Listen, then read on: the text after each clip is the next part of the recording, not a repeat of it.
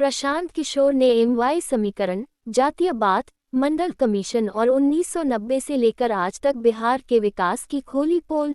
बोले उस विचारधारा का झंडा लेकर चलने वाले लोग और उन नेताओं का उत्थान हुआ, समाज का नहीं।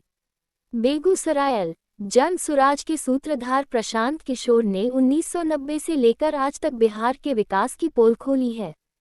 प्रशांत किशोर ने कहा कि एमवाई समीकरण, जातीय बात, मंडल कमीशन ये सारी बातें 1989-1990 से शुरू हुई हैं, जिसको आज 32 साल हो गए।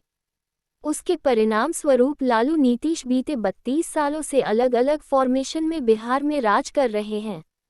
लेकिन हमने पूरे समाज ने ये देखा कि इन सारे प्रयोगों के बावजूद, सामाजिक न्याय के नारे के बाद, एमवाई समीकरण के बाद, सामाजिक विषमता के नाम पर राजनीति करने के बाद भी 1990 में भी बिहार देश का सबसे पिछड़ा और गरीब राज्य था और आज भी बिहार देश का सबसे गरीब और पिछड़ा राज्य है। ऐसे में बिहार का उत्थान कहाँ हुआ? बिहार में नेताओं का उत्थान हुआ है। उस विचारधारा का झंडा लेकर चलने वालों का उत्थान हुआ है, समाज का उत्थान नहीं हुआ है।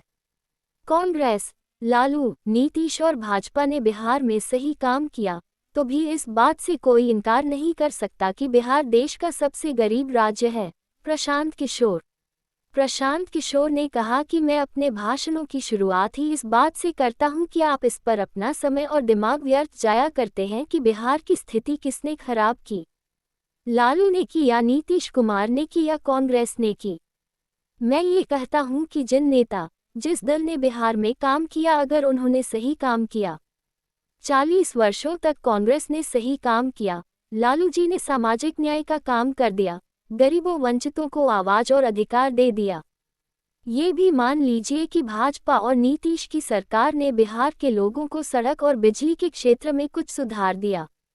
इन सारे लोगों के काम को और दावों को आप सही मान भी लीजिए, तो भी इस बात से कोई इनकार नहीं कर सकता है कि बिहार देश का सबसे गरीब और पिछड़ा राज्य है। इस बात से कोई इनकार नहीं कर सकता है कि सबसे ज्यादा बिहार के बच्चे, करीब 2 करोड़, पलायन कर रहे हैं। पहले पंजाब और हरियाणा जाते थे, अब गुजरात और तमिलनाडु जा रहे हैं। इस बात से कोई इनकार नहीं कर सकता है कि बिहार की शिक्षा व्यवस्था जो 1990 में थी, आज उससे भी खराब है। तो आपके बच्चों की शिक्षा की स्थिति सुधरी नहीं, रोजगार की स्थिति सुधरी नहीं, इंफ्रास्ट्रक्चर सुधरा नहीं, नई फैक्ट्री लगी नहीं, लोगों की आय बढ़ी नहीं, कृषि में कोई सुधार दिखा नहीं। तो आप चाहे जिस नेता, जिस झंडा का प्रचार कर लीजिए, बिहार का तो सुधार हुआ नहीं है। तो समाज के लोगों को इस बात का संज्ञान लेना पड़ेगा और उसे सुधारने का प्रयास करना होगा। लेटेस्ट न्यूज के लिए मोहम्मद यूसुफ की रिपोर्ट।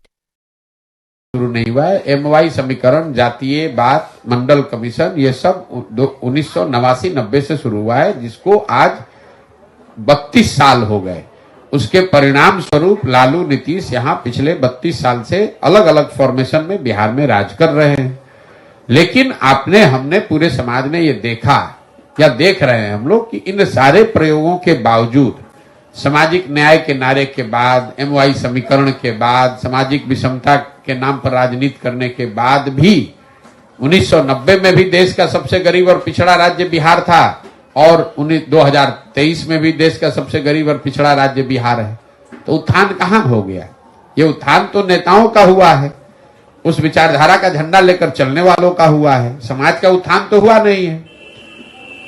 मैं तो अपने भाषणों में जो कहता हूं उसको सुनिए कि मैं शुरुआत ही इस बात से करता हूं कि आप इस पर क्यों अपना समय और दिमाग व्यर्थ जाया कर रहे हैं कि बिहार की स्थिति क्यों खराब है, किसने खराब की, लालू ने की कि नीतीश ने की कि कांग्रेस ने की।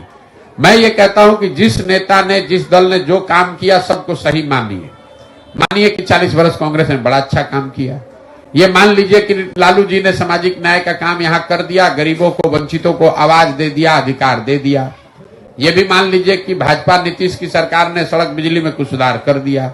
लेकिन अगर इन सारे लोगों के काम को, उनके दावों को सही आप मान भी लीजिए, तो भी इस बात से तो कोई इनकार नहीं कर सकता है कि बिहार देश का सबसे गरीब और पिछड़ा राज्य है। इस बात से तो कोई इनकार नहीं कर सकता है कि सबसे ज्यादा 2 करोड़ बिहार के बच्चे ही पलायन कर रहे हैं। पहले पंजाब हरियाणा जाते थे, अब गुजरात तमिलनाडु जा रहे हैं। फर्क तो कुछ पड़ा नहीं है। ये इससे तो कोई इनकार नहीं कर सकता है कि बिहार में शिक्षा व्यवस्था जो 1990 में थी उससे ज्यादा ही खराब स्थिति में आज है। तो आपके बच्चों की शिक्षा की स्थिति सुधरी नहीं, रोजगार की स्थिति सुधरी नहीं, यहाँ इंफ्रास्ट्रक्चर सुधरा नहीं, नई फैक्ट्रियां लगी नहीं, लोगों की आय बढ़ी नहीं, कृषि में कोई आमूलचूल सुधार दिखा नहीं।